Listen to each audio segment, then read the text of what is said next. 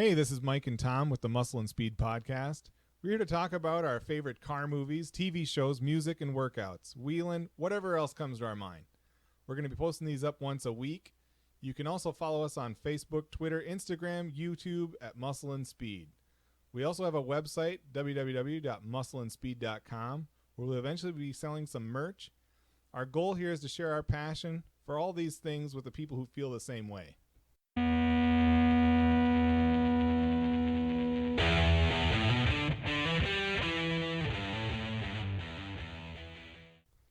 All right, we're back. Tuesday or Wednesday is the new Tuesday, right? Wednesday. Yeah, baby. And got Tom and Kyle for episode 22 of our podcast. Let's jump in, guys. How about Fast and Loud? They built the International Scout with a Hellcat crate engine. They took the four-wheel drive out, they slammed it, put Revo wheels on it, and made it go really fast. Really fast. And a very rich man purchased it for $200,000. Wolf. So here's the That's thing. a lot of Miller Lite, man. Yeah, that's a lot of Miller Lite. A lot of bedazzles for your jeans. A couple extra skull rings for your fingers.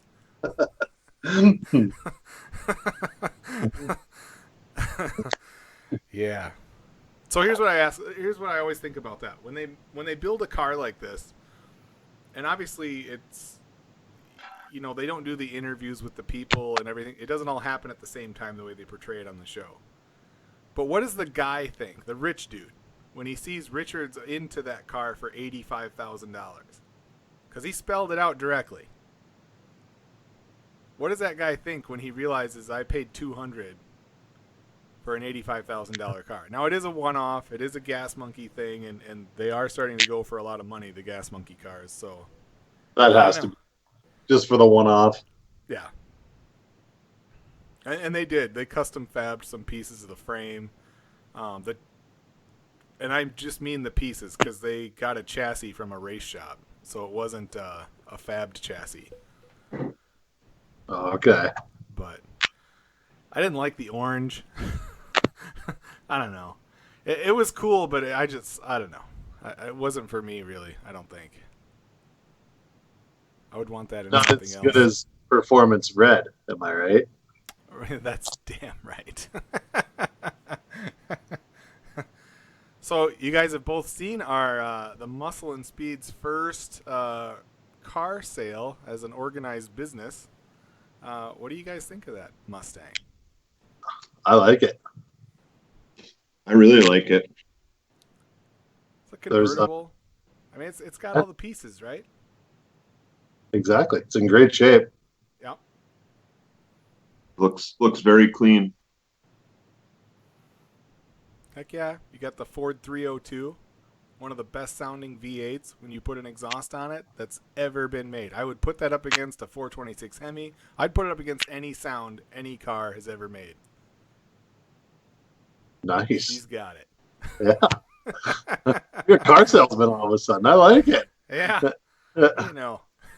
Can't get my wife into bed, but I can sell a car. Bravo. Can't sell myself. Hey, those sweaty hands are coming in for a good purpose now. Right. Can't talk my way into the bedroom, but I could sell a car. But yeah, Performance Red convertible, tan leather interior. It's got every option, every modification you'd ever want to do to a Mustang outside of boost, which will only kill the engine quicker. It's got everything you want. Yeah, it's a nice shape. Like you said, there's a lot of bolt-ons on that thing already. Yeah. The suspension's done. The engine's got the bolt-ons. It's I'm sure I haven't checked it yet, but I was gonna spin the axle, check the rotation. I'm pretty sure she's got 373s in the rear, but it's got the 17 by 10.5 Cobra wheels in the back with the 315 width Mickey Thompson street comp tires. I mean, it's nice, and they're all new. Everything's new.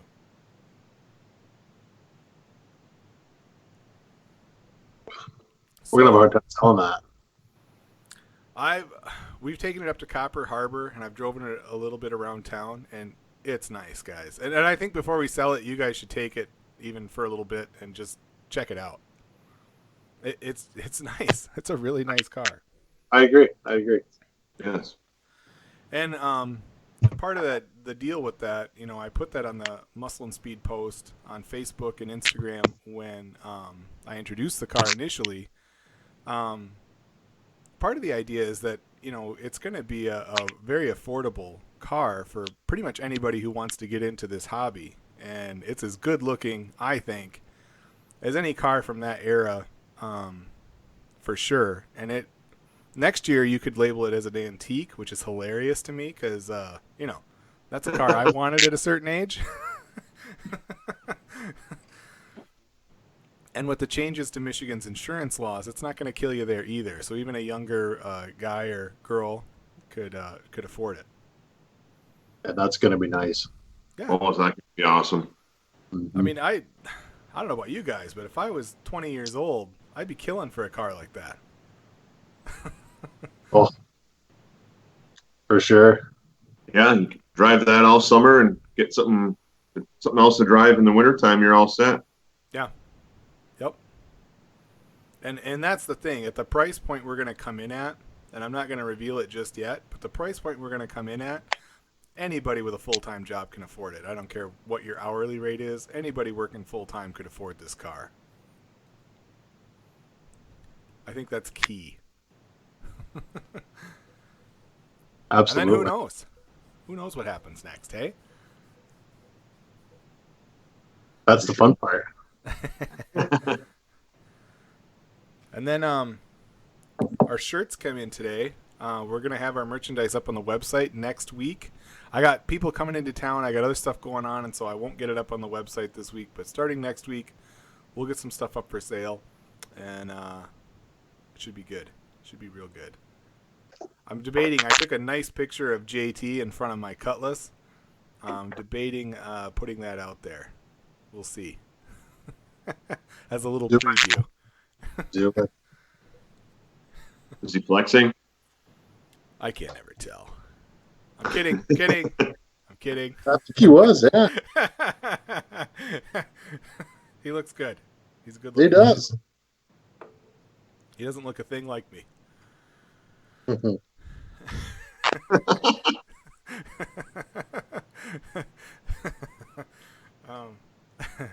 Yeah. So I went to a couple car shows this weekend. There was a lot going on. There really was. The end of the road car show in Copper Harbor, there was a lot of cars there. A lot. And I had some sad news for Tommy when I got back. Oh, The Shelby he's been drooling over has been sold. We met the new owner. He's a proud man. He got a great deal on it. yes, he did. Good for him. Good for him. You know what's funny though is you could tell he doesn't know that much about the car because he was kind of he was iffy about the color, and I said no, that's one of the best parts. That was a rare option for that year that makes your car rare. You know, that's a big deal. But I think he wanted something a little bit more bold, or he was thinking he did. But I tried to convince him otherwise. Yeah, he'll like that car. And then it got weird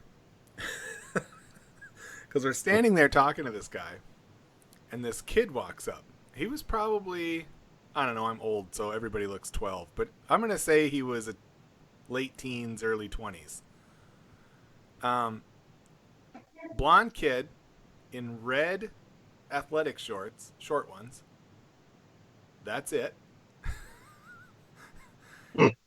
He's rocking a tan, and this old man is with him with this really nice camera. And he said, "Sir, we're walking around taking pictures of him with all of the cars. Would you mind letting us have him pose with your car?" And he goes, "Oh, yeah, sure, no problem." He gets out of the way. And the more I watched them interact, the weirder it got. What do you guys think about that? Harder, Daddy. Oh, That was strange. Yeah. I'm going to assume it was a modeling agency, even though we don't have one up here, and a male model, even though I don't know if we have those up here. 'Cause there weren't many options. It's either that or something dirty. Yeah. It's all modeling, man. It's all modeling. It's all modeling.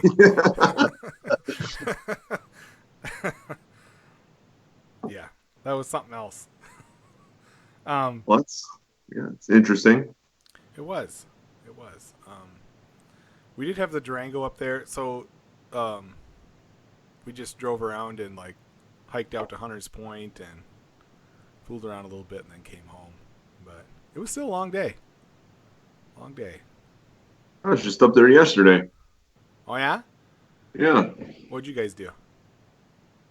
not much. It Whatever. wasn't as exciting. There wasn't a car show taking place, so there wasn't as much to see. Harbor Haws or what's the other one called? Mariner North. We didn't eat anything up there. We ate in Houghton and Did you have ate back McDonald's? in Houghton when we got home. Yeah, they don't have McDonald's up there. He didn't eat there. Did you get some McFatties on your way to Copper Harbor? Oh yeah.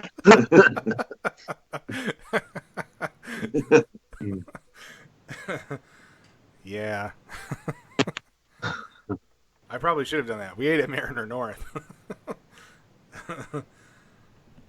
It was fun though. And then Sunday we had the car show at the drive-in, and they had the band called Spun there. And of course, with all this, we've got pictures and videos up on our YouTube channel as well. But it's all pretty well documented what we did. But the band was really good. I was impressed. Yeah, they're good. It's nice they all got together for your birthday like that. Yeah. To thank Rob. Yeah, happy birthday, dude. Oh, thanks. I'm 27. I'm just really sick.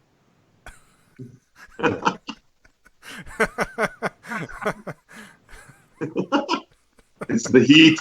It's the heat. That's why I look so worried. Kills me.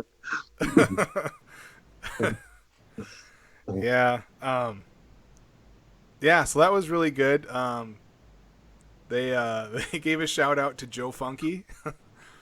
And they kept, every time they played a romantic song, they kept calling it Funky Love. And you just had to see Joe in his lawn chair, like, sitting there all laid back watching the band. It was awesome. It was awesome. They played Candlebox, Far Behind. Oh, Oh, yeah. Nice. that sounds pretty good in that 95 Mustang. Yeah, it would. That would. Be period correct. Mhm. And then other than that, we've been working on Julie's truck. Trying to get it painted. I It saw looks that. good. Today. I drove by. I saw a lot of plastic on it, Yeah. all sanded down. You know what's awesome? This is how dumb I am. So we've been working on this for a while. And every time we go, I'm really ambitious. Like, okay, we're going to get this taped up. We're going to get all the plastic on it. And we should be able to throw a coat on the whole body. So then, by 9 o'clock, when I'm still trying to tape the last fender, and I realize things aren't going the way that I had hoped. Yeah. So Julie's actually out there painting it right now. The Perfect. taping was finally finished tonight.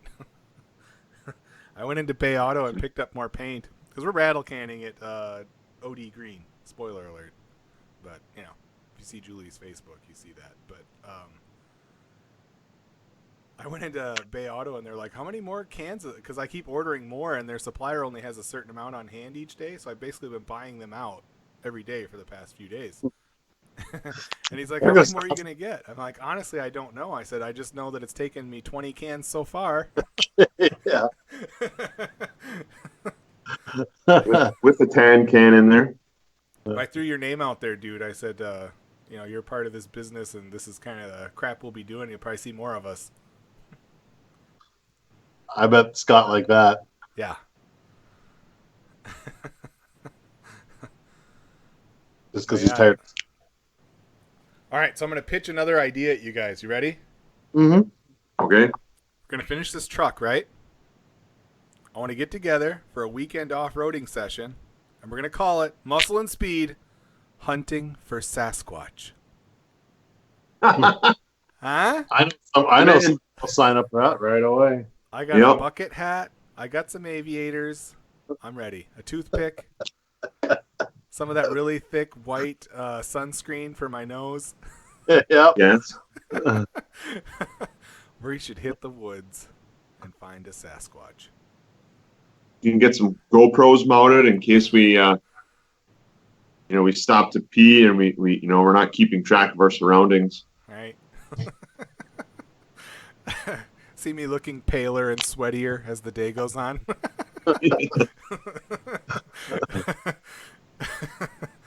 There we are, looking nervous. Yep.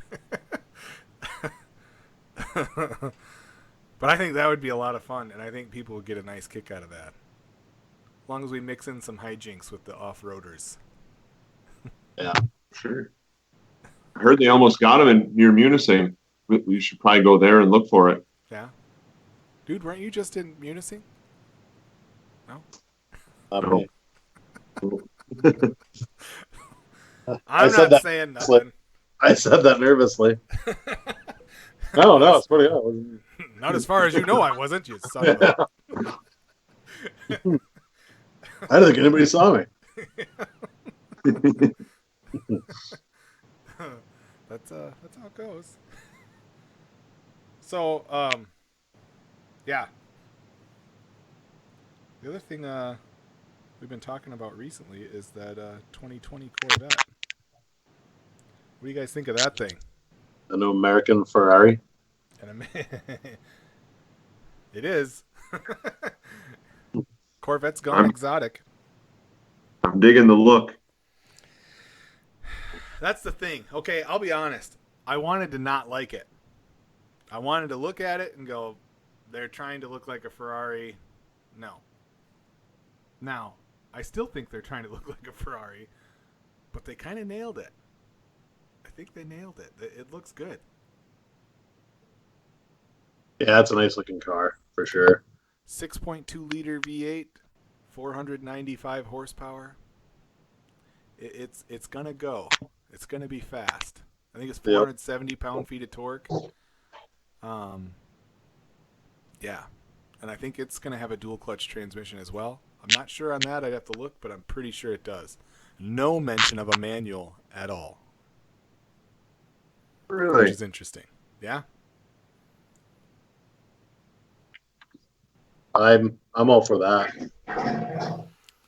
You know, I developed a list of questions. So when we have people on the podcast or we interview people elsewhere and we play it on the podcast, one of the things I've decided I'm going to start asking people is the manual or automatic question. And the knee-jerk reaction for most car guys is to say manual, right? Right. But I just had that black Challenger with a 6-speed, and Tommy and I have talked about this several times, but I'm kind of all about the auto. I am, for sure. I prefer it. I really do. I think it's been a long time since the manual was a better performer than an auto. A good auto. I don't think there's really any way around it. I mean, manuals are fun, but I don't have a car that's like, even when I had that Challenger, I wanted to take it places and do things. You guys, I mean, I'm driving that Cutlass nearly every day, or I drive the Mustang, or I drive something like that, because they're here. And if I walk outside and look at my SUV or a cool car, I'm taking the cool car. And when you run into that and you're driving these things around, the manual in day-to-day operation gets a little annoying, or a lot annoying. It just does. Yes, it does. So, at its peak, though, rolling those gears, the manual is more fun. But day-to-day, doing everything a car does, or everything you want your car to do, including going to the store, including going to Copper Harbor, including going to Gatlinburg, an auto's better. Here. Yep, big time. I don't know. I'll probably get shit on for that, but that's where I'm at. Well, they all got paddle shifts now. I mean, They do. Yep. my stupid grocery getter's got paddle shifts, so The Durango. Yep. Rocking the paddle shifters. The Traverse has it. My truck has it. yep, That's nuts. that's a lot faster than shifting manually. It is. It is, and you don't need a dual clutch to outperform a manual these days, and I'll probably get shit on for that too, but it's true. Yeah, I think it's true. Yep. And so, Ford, we've been talking about their GT500 and its 760 horsepower dual clutch transmission and all the other things about it. It starts at 75,000 and goes up to 95,000, which means it'll probably be 95,000 and go up to 115,000 for a while. But they're kind of, they're really not comparing it to any Camaro at this point because the Camaro is going away in 2023, which is maybe the worst kept secret in the automotive world right now. But there's a lot of comparisons to the Corvette. That's not right. Well, it's interesting. Yeah. Because GM is wanting to make that comparison. In fact, if you look at most of the news stories surrounding the new Corvette, they mention the GT500. It's kind of wild. Not the GT, the GT500. So the GT is just going to be classified as more of a supercar then, or what? I guess. And they say they're going to stop making it. So Typical Ford. they already the race teams are running on their own as of now. They're not Ford. There's no factory-backed Ford GT race teams as of this point. Really? Yep. They did what they came to do. They won Le Mans. They tore it up. Now they're backing out, and they tend to do this. Yep. It's kind of nuts. Yeah, it is. And I know that V6 that they put in there is a really potent engine, but I can't help but think, given the temporary status of the car, give us one more version and put the Voodoo engine in it. That's what I want. Uh-huh. Juice it up, put a turbo on it, do whatever else you got to do, but put the Voodoo engine in it one time. Because if you got a Ford GT that revs to 9,000 RPMs, now we're talking. Yeah.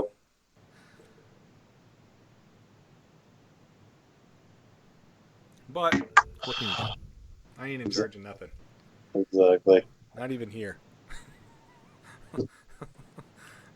I gotta get permission to go to the bathroom. Oh, come on. Oh, don't act like you guys aren't in the same boat. You're gonna hang me out to dry on that one. Uh-uh. Where's April? Yeah. Yeah. Yeah. Right over my shoulder. Uh-huh. Breathing down his neck. That's wild. But yeah, I was thinking, what was the other thing we were talking about earlier? The other show that I wanted to talk about. We don't talk about weightlifting too often anymore, but I've been watching that Strongest Man in History show on the History Channel. First of all, the attention to the strongman stuff is really cool to me because I think it's so much cooler than bodybuilding or some of the other stuff that goes on because it's guys with immense functional strength, right? They pick up weird things that are really heavy and usually carry them around. Yes. But it's Brian Shaw, Eddie Hall, Robert Oberst, and Nick. Was it Nick Best? It's Nick something. But he's the older gent, and he's won some Masters strongman tournaments. He's 50-some years old, and he's still competing. and lifting really heavy things. So it's pretty cool to see him on there. But basically, the show is setting up that Brian Shaw might be the strongest man in the history of the world. That's basically what they're trying to say. In fact, Eddie and Robert Oberst, who's 6'6", 375 pounds or something like that, 385. No, he might have been 405. They weigh each other anyways in the first episode, and they show all that stuff. But in this, they're basically going around to various areas where there was famous strongmen and like the legendary feats of strength, where you hear like Paul Anderson did a yoke lift. But, you know, that's where they suspend the weight across the shoulders, and it's usually hanging down. He did 2,700 pounds or something like that. They tested it, and it turns out he was only lifting like 1,900 pounds. Or was it? Yeah. And Brian Shaw broke it by a lot. Oh. He crushed that lift, but the legendary lift. He beat it by a lot. And then they did a 70,000 pound, or it was a 50,000 pound apparatus. It was like a Viking boat or something ridiculous. It was like a Viking boat on a trailer, like a full size like Viking boat. And he pulled it by himself on an incline. So they said it was like 60 or 70,000 pounds worth of resistance. And Brian pulled it pretty easily. It was pretty nuts. A freak, man. He is a freak. 6'8", 450 pounds, legitimately. Yeah. So that was in Minnesota. Then they went to where Paul Anderson, he's a famous strongman from the 50s, and then he was the one with the yoke, and Brian broke that record. But while he was there, they went to an old school training center, him and Eddie, and they had a Millennium dumbbell there, which is like it's a 275 pound dumbbell, but the handle is so thick you can't get your hand around it. So that's the trick. So the dumbbell is super thick, and you got to pick it up to your waist and put it down again to count. And there's only a handful of people in history that's ever done it. And there's only a handful of these dumbbells in the world. And Eddie couldn't pick it up to save his life. Well, Eddie's not that tall. I can't imagine his hands are that big. Well, and they tease him a lot on the show about that, because he's only 6'3", only. Yeah. But people tease him online and say he's only 5'9", that he lies about his height. And so because he doesn't look very tall. And so they joke about that and tease him about that quite a bit on the show, that he's only 5'9", and he does not like that. But the other neat thing that they do is when they have a challenge, sometimes they'll bring out one of their cameramen, who's like just a normal size skinny guy, and let him try it, whatever it is. Just so they can show him standing next to them, and then, watch him fail miserably, and then let the guys get to it. But yeah, they do a bunch of different challenges, and they also have a bunch on their YouTube channel, both Eddie and Brian, surrounding this, that they haven't been able to release, because they filmed this kind of at the end of winter and into spring, and they're just now doing the show. So on their YouTube channels, they're just now being able to release the videos that they filmed training with each other during the process of making the show, and those are really just as good as the show. So highly recommend you jump on YouTube and check those out. I'll have to do that. For sure. But yeah, the Millennium dumbbell thing was impressive. The yoke walk thing. Eddie smoked them in some of the British stuff. But then they got out these 4,000 calorie burritos, breakfast burritos. Each guy had got a 4,000 calorie burrito. And one of them puked trying to eat it. Oh, man. Two of them didn't finish, and then Brian smoked his down like it was nothing. Yeah. Oh. Ask the other guys if they're going to finish theirs. Yeah. Is it as good as when he ordered everything off of the Taco Bell menu? Right. That's awesome. I think the world record is 27,000 calories in one day. I would like to see him try it because I bet he could beat it. Oof. I think Mike O'Hearn tried it earlier this spring, and he got to 24,000 or something like that, or 23,000, and he couldn't finish. You'd have to take laxatives after that. Well, that's what they said. Is at a certain point, what you don't know is that it doesn't matter who you are. At a certain point, you're gonna throw up because your body's just not gonna. It doesn't matter how big you are. It's just you're not gonna process that much food in a day. I don't know. Yeah, that's like top-notch gluttony there. Yeah. Well, I was talking to our dietitian today, and I ate 3,200 calories yesterday. That includes my beer. So, I was thinking about that because I felt like I ate quite a bit of food, and I was thinking about that in the terms of like these guys, and they ate on average they eat 3 times that, 3 to 4 times that every single day. That's insane. That is. That is. But yeah, I don't know. That's nuts. And then Robert Oberst he's the one I didn't know. He's an American. He lives down in Texas. He used to play football, college football. And now he's in strongman. And for a little while, he had the American log press record, 400 and some pounds. It's neat because he's recently made the claim that at next year's strongman, whatever Brian does in the log press, he's going to beat by 2 reps. And Ooh. Brian seemed to take that personally, so that's going to be really cool, I think, because they're both going to be fired up about that. I'd like to see it, just because you think if someone was pressing something that's over 400 pounds, they'd do it once, not expecting reps. Right. Like Larry Wheels freakishness. Yeah, till he tore his bicep. Did he? He did. Oh. Yeah. Time to slow it down. Where's Thor in all of this business? I don't know. He's been fighting that Bell's palsy kind of like for a while now, and I'm wondering if that's why he wasn't on there because, obviously he's the guy you should have. But Yep. who was the guy who won this year? It wasn't Thor. It was I can't think of his name. He was a guy I didn't know. Yeah, it was a new guy, wasn't it? Yeah. Yeah. Come Thor on. took 3rd, didn't he? Yeah. And Brian was like 5th. Mm-hmm. Brian was hurt though. Yeah. He hurt himself pretty good. But Yeah.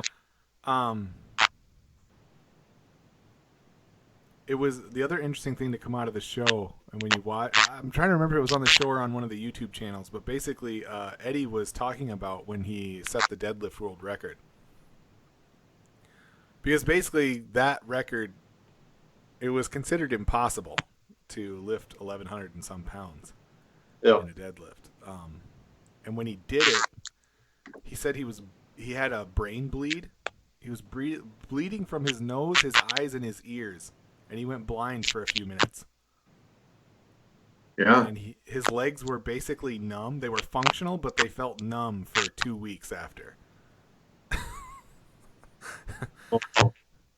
So when people ask why he retired,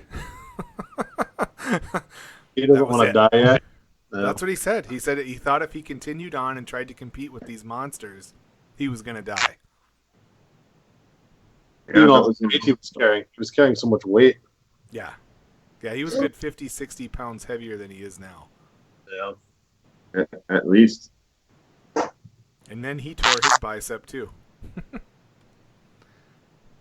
And he tore it pretty good. So that's on his YouTube channel as well. You'll see him go to the doctor and talk about it, and it shows the difference, the way his arm changes from before to after. But I don't know. He's still got that same shitty grin, and he still flexes all the time. So He'll be all right. Yeah, he's gonna be fine. But that British show Top Gear, they got rid of Matt LeBlanc and one of the other presenters, and they brought in these one guy's like an ex-cricket star. I only kind of know what cricket is, and I don't want an explanation. I'm fine not knowing. But apparently one of them was really good at that. And then the other guy was like a racer, Paddy McGinnis. So he went and worked out, and I saw this video on there. It was Eddie Hall, Martin Ford. He's that massive bald guy with all the tattoos. Yeah. It was him, and they were doing a leg day with Paddy McGinnis. But that's worth a look, too, if you guys get a chance. They kind of tortured themselves and him. And then Martin Ford may or not have tried to hump the back of Eddie's head at one point while he was leg pressing, which was kind of funny. Because it kind of happened by accident, and then Eddie was like looking around while he was trying to press all this weight. And he's like, sorry, I felt something on the back of my head. So, of course, once he said it, then Martin went over there and started humping the back of his head while he was trying to lift. Well, Eddie did give him a big shot of his sweat one time out of his shirt. So Yeah, sure, he peed in his lime Gatorade, too.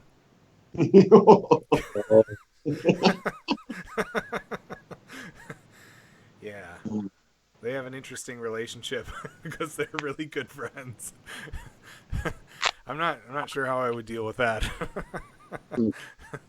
That seems kind of nuts. It's a spicy pre-workout right there. Yeah. Yeah. Oh, I know what the last. Jumping back to car stuff. So, I did get the headliner in my Cutlass finally. Jules and I put it in over the weekend. I saw it. Looks good. Yeah. It's not perfect by any means. It looks like I did it, but it's pretty good. And I'm happy that it's in there. There's still some flaws in the car, and I talked to Zach. Once he gets back from Wyoming, I'm gonna have him come over and just to go through the car and kind of look at some of the issues I haven't been able to sort out. And he said he's game for that, but I think I'm gonna leave it alone after that. Jordan says he wants the car, and I think it'd be good for him to deal with some of the smaller things that are left on his own once he's of age. And in the meantime, I can just drive it. That's awesome. Exactly. What a good car to learn how to work on. Yeah, you can see everything, and there's tons of room to work. Yep. Yeah. And then you just need to be a little bit smarter than me, and you can do it all. That's what YouTube's for. Yep. Google it. Yeah. So if he blows it up, we can go engine shopping. Yes. Yes, but then that leads to the real question. Do I do a 350 Rocket, which is original to the car? Or do I go 455 and say screw it and get something really powerful in there? That's the question. It's like saying A or B. You'd have to change your rear axle and change up your tires and stuff, though. You're not wrong. It does have a 10 bolt in it.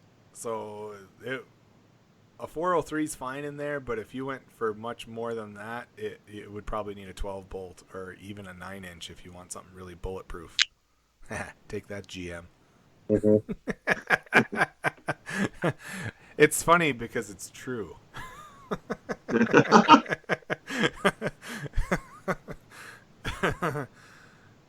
Yeah, I don't know. I've seen it around, but I've seen other guys make that swap. In fact, there's a guy up in Calumet that has a Cutlass similar to mine. I think it's a 71, but he's got a 455 with a 9-inch. He was just trying to sell that earlier this summer for like $27,000 or something like that. It was a lot of money, I thought, but nice car. I bet it is. It's all done up, but yeah, not bad. I don't know. That was pretty much all that I had. How about you guys? Yeah, all good here. Kyle's got football coming up. Yep, a couple more weeks. How's Nagani look? Varsity's going to be tough, I think. Good. Got 8 seniors that have been up that'll be their 3rd year on varsity. So that's what you want. You want seniors that have been playing. Nice. Yep. Nice. Well, looks exciting. And the dude and I are just gonna sit and sweat in Baraga. Wait for that fall pumpkin beer to start coming out. Yeah. You know you love it, Kyle. No damn pumpkin beer. Yeah, what can you do? Well, sweet fellas. Oh, Awesome. Thanks for having me. quick announcement to the folks that actually listen to this. We have reached out to some other to some firms. Some have gotten back to us. Amazon's Audible has gotten back to us. We probably will start having commercials in this podcast, and it works like every other one. We are going to start doing it. I'm not positive yet on how many or who it'll be. I'm going to try to keep it content related, but you know, at the end of the day, you got to get paid, right? Exactly. You got to make a little money. So work with us. It's not going to be bad. It's going to be good. Well, that's all I got. You gents have a good evening. You too, man. Take care, guys. We'll catch you later.